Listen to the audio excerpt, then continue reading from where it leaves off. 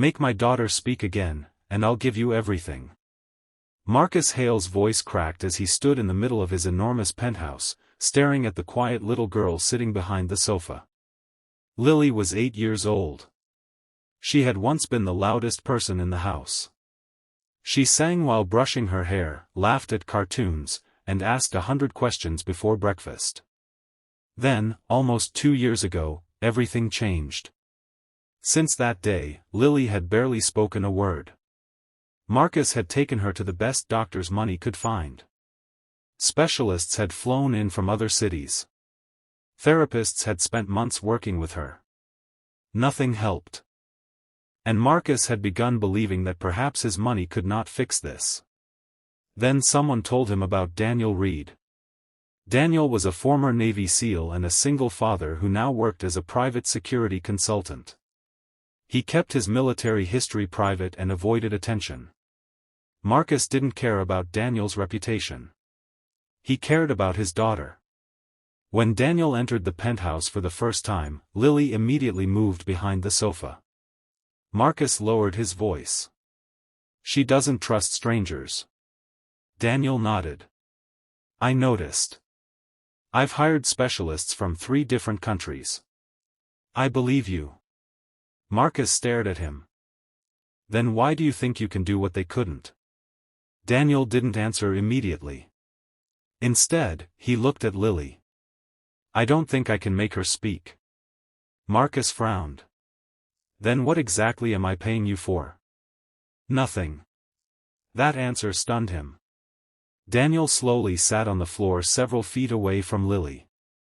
I don't want your money. Marcus crossed his arms.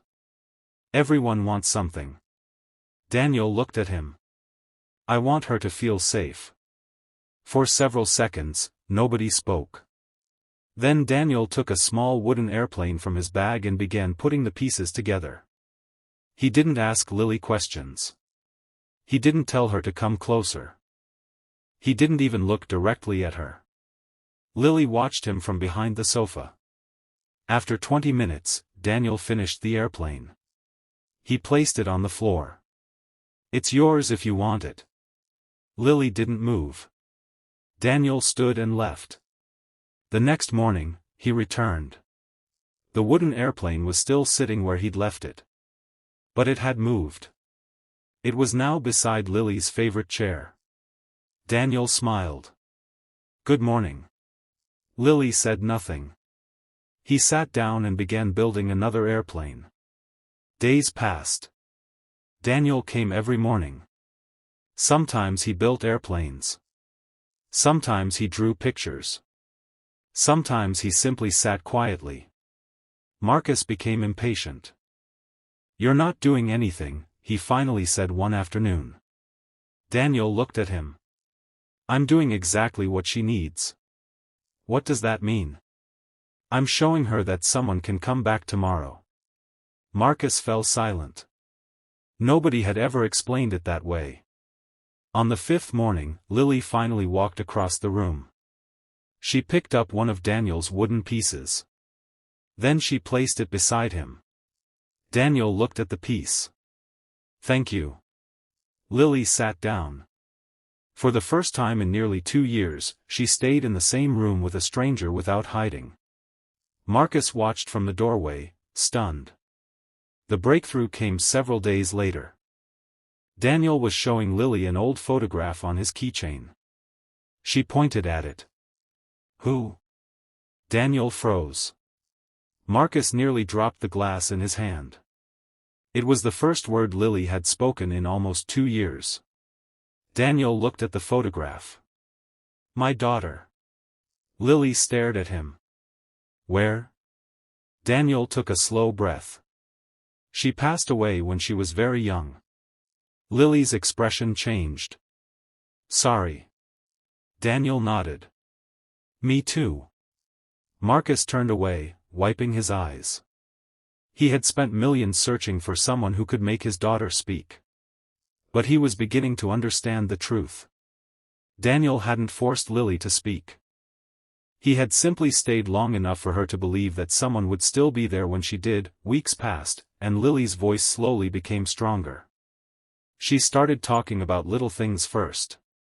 She liked strawberry pancakes. She hated thunderstorms. She loved airplanes. She remembered her mother singing to her before bedtime. For Marcus, every sentence felt like a miracle. But Daniel noticed something Marcus didn't. Lily wasn't simply learning to speak again. She was learning to trust again. One rainy afternoon, Daniel arrived at the penthouse and heard Marcus arguing with a business partner. "This deal is worth hundreds of millions," the man shouted. "You can't walk away because of family problems." Marcus's voice became firm. "My daughter isn't a problem." Daniel stepped into the hallway. The businessman looked at him. "And who exactly are you?" Daniel calmly replied, "Someone who knows when a man is about to lose what matters most." The man scoffed. Marcus ended the meeting. That evening, Lily sat beside her father at the piano. She pressed a key. Then another. "I used to play this with Mommy," she whispered. Marcus swallowed. "I remember." Lily looked at him. "Do you really?" "Yes." "Then why weren't you here?" Marcus couldn't answer immediately. For years, he had told himself that every late night at the office was for Lily. Every business trip was for her future. Every sacrifice was supposed to protect her. But now he realized that he'd been giving her everything except himself. "I was scared," he finally admitted. Lily frowned. "Scared of what?" "That if I stopped working, everything would fall apart." She looked down at the piano. It already did. Marcus closed his eyes. Those words hurt because they were true. Then Lily reached for his hand. "But you can fix it." Marcus looked at her. "How?" She squeezed his fingers. "Stay." One word broke through years of guilt. Marcus nodded. "I will." From that day forward, he changed. He started coming home early. He ate dinner with Lily. He attended her school events. He stopped answering business calls during their family time. And Daniel watched quietly as father and daughter rebuilt what they had almost lost. Months later, Lily was invited to speak at a small children's event about courage. She stood backstage, nervous. "I don't know if I can do this," she whispered. Daniel crouched beside her. "You don't have to be perfect. What if I forget what to say? Then tell them the truth." Lily looked toward the stage. "And what's the truth?" Daniel smiled. "That you found your voice because you finally felt safe enough to use it." Lily nodded. Then she walked onto the stage. Hundreds of eyes turned toward her. For a moment, she froze. Then she saw Marcus sitting in the front row. She saw Daniel standing backstage. She took a breath. "My name is Lily." The room became silent. "My dad used to think money could fix everything." Marcus smiled through tears. But he was wrong. A few people laughed softly. Lily continued. "Sometimes you don't need someone to fix you. You need someone who stays." The audience erupted in applause.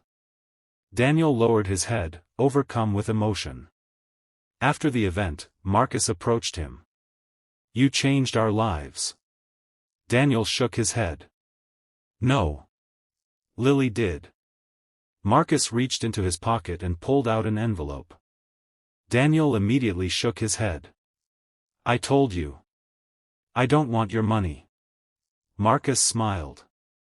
"I know." He put the envelope away. "Then let me offer you something better.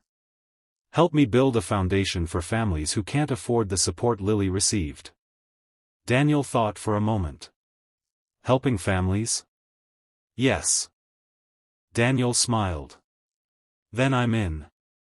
Years later, Lily still remembered the man who had walked into her silent world and never demanded anything from her. Whenever she called Daniel her hero, he always corrected her. "I didn't give you your voice," he'd say. "You found it yourself." Lily would smile. "Maybe." Then she'd add the words that always made him laugh. "But you stayed long enough for me to find it." And that was the greatest gift Daniel had ever received, not Marcus's money, not a powerful career, and not recognition. It was knowing that one frightened little girl had finally learned that her voice mattered. And this time, when she spoke, someone was always there to listen.